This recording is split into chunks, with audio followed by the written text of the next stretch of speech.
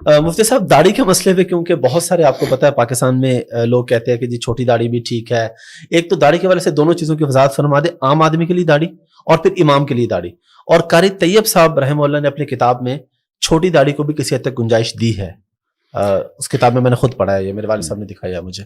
دیکھیں کوئی گنجائش نہیں ہے چھوٹی داڑھی, یوں کہیں کہ بالکل حلق کرنا بالکل موننے سے بہتر ہے کہ چھوٹی داڑھی رکھ لے, اس حوالے سے تو فرق کہیں گے. لیکن جو حدیث میں آرڈر ہے, حکم آیا ہے, وہ اعفاء اللحیٰ کا ہے. کسی بھی کوئی ایک حدیث بھی ایسی نہیں ہے جس میں داڑھی رکھنے کا حکم ہو. ٹھیک ہے, ہر حدیث میں اعفاء. ٹھیک ہے, اعفاء کا مطلب ہے اپنے حال پہ چھوڑ دو. ٹھیک ہے. تو اگر کوئی اہل حدیث کے قول کو لیتا ہے نا کہ ایک مٹھی تک بھی نہیں کاٹ سکتے, جی جی, اس کے پاس تو دلیل موجود ہے. بہت سے اہل حدیث ہم نے دیکھے بہت بڑی بڑی داڑیاں بالکل, اس کی تو پھر بھی کوئی دلیل ہے. لیکن چھوٹی کرنے کی تو کوئی حدیث میں دلیل نہیں ہے. اور عشر من الفطرہ حدیث میں آتا ہے کہ فطرت میں سے نیچر ہے, نیچر کے خلاف آپ چلیں گے تو بغاوت ہے نا, یہ تو ناجائز ہے. اس حدیث میں آتا ہے, آپ نے فرمایا کہ 10 چیزیں فطرت ہے, اس میں مونچھیں تراشنا, اس میں داڑھی کو بڑھانا, اعفاء اللحیٰ, حلق آنا یعنی زیر ناف بالوں کا صاف کرنا, بغلوں کے بالوں کا صاف کرنا. تو کیا یہ ساری چیزیں سنت ہیں؟ اگر آپ چھوڑ دیں بغل کے بال, کلچر کا حصے, کلچر کی وجہ سے نبی نے حکم دیا. تو جس حدیث میں ناخن کاٹنے کا حکم ہے, آپ ناخن بڑھانا حرام ہے, آپ کی نماز نہیں ہوتی. اسی حدیث میں داڑھی بڑھانے کا بھی حکم ہے, اسی حدیث میں بغلیں صاف کرنے کا بھی حکم ہے. یہ داڑھیوں پہ آ کے یہ لوگ اٹک جاتے ہیں کہ چھوٹی کرنا جائز ہے, بغلوں پہ آگے نہیں اٹکتے. اس سے پتہ چلتا ہے کہ آپ نے دیکھیں اس میں کچھ تو صحیح علماء, نیک علماء, جو میں نہیں کہہ رہا کہ ان کی نیت خراب ہے, لیکن ان کے پاس دلیل نہیں ہے. ٹھیک ہے, ہمارے پاس اجماع امت دلیل ہے, صدیوں سے چلا. امام شافعی کا ایک قول ملتا ہے ضعیف قول کہ چھوٹی کرنا صغیرہ گناہ ہے. لیکن صغیرہ بھی جب ہے جب کوئی ایک دفعہ چھوٹی کرے, چھوٹی رکھتا ہے تو صغیرہ اسرار سے کبیرہ بن جاتا ہے.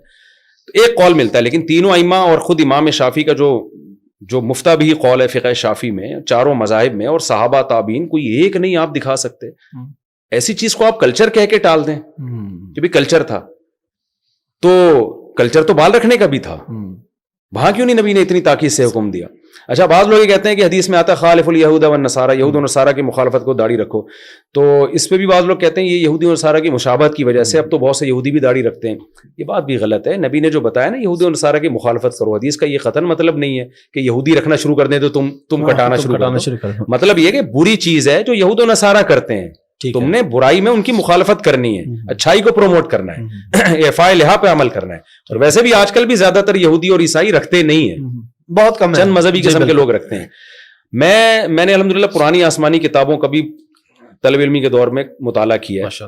تورات میں ابھی بھی یہ لکھا ہوا ہے کہ اللہ نے کوہ طور پہ موسیٰ کو بلا کے کہا کہ اپنی قوم کو کہہ دیں کہ داڑیاں بڑھائے. آج تک یہودی اس پر عمل کر رہے ہیں. میں لوگوں سے کہتا ہوں ہمارے لبرل مذہبی اسکالر زمانے سے متاثر ہو گئے, یہودیوں کے اسکالر متاثر نہیں ہوئے, انہوں نے داڑھی نہیں چھوڑی اب تک, اور ہمیں پتہ نہیں کیا مسئلہ ہے. تو بھائی آپ نہ رکھیں, آپ کہیں میں گناہگار ہوں, میں پیغمبر کے آرڈر پہ عمل نہیں کر رہا, آپ شریعت کے حکم کو چینج کیوں کر رہے ہیں؟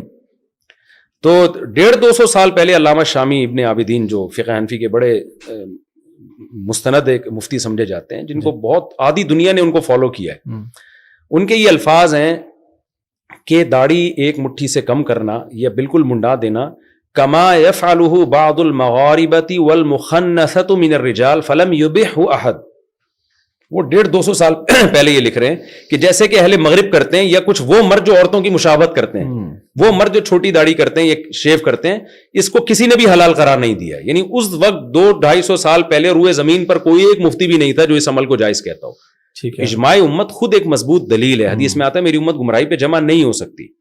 تو میں نے ابن عابدین رحمہ اللہ کا قول دلیل کے طور پہ پیش نہیں کیا, میں نے ان کی نیوز کے طور پہ پیش کیا. اس وقت روئے زمین پر کوئی بھی, حدیث میں آتا ہے امت گمراہی پہ جمع نہیں ہو سکتی, تو کیسے جمع ہو گئی اتنی بڑی امت؟ تو ہم اصل میں کلچر سے متاثر ہوئے ہیں. اب بجائے کلچر کو چینج کرنے کے ہم خود چینج ہو رہے ہیں. تو اسلام کو بھائی چھوڑ دو, آپ نے نہیں رکھنی آپ نہ رکھیں. اسلام کو نہ, بہت سارے کام وہ بھی تو آپ نہیں کر رہے نا. اسلام نماز تو فرض ہے, وہ تو ارکان کا نام ہے, وہ تو اب اگر کوئی نہیں امام, یعنی اگر چھوٹی داڑھی والا, ہاں اب رہا مسئلہ امام کا, نماز تو ہر فاسق کے پیچھے بھی ہو جاتی ہے, لیکن یہ کہ امام ظاہر ہے ایسا ہونا چاہیے نا جو شریعت کو خود تو فالو کرتا ہو نا. امام کی سلیکشن میں تو یہ چیز دیکھی جائے گی کہ وہ شریعت کو فالو کر رہا ہے کہ نہیں کر رہا. ٹھیک ہے, تو اس میں تو داڑھی بھی دیکھی جائے گی, اس کے جو ہے وہ کسی علانیہ کبیرہ گناہ میں مبتلا نہ ہو, یہ بھی دیکھا جائے گا.